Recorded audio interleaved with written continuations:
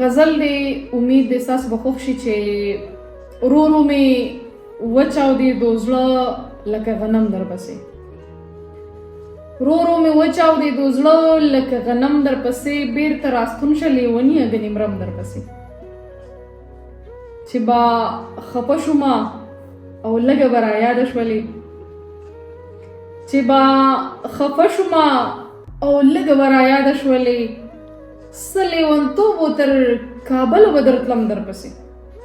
او خواږه غږونه خو دوی اوس هم په وټساپ کې ساتم، خواږه غږونه خو دوی اوس هم په وټساپ کې ساتم، بار بار یې اورم، بار بار ځان ځوروم در پسې.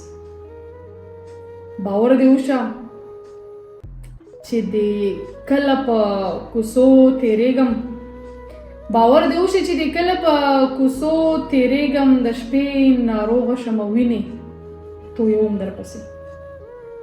او نقطه ده چې زه خو ځکه نه فطرته راته ولې ګورې، چې زه خو ځکه نه فطرته راته ولې ګورې، نه درته غږ کوم او نه اوبه شیندم در پسې.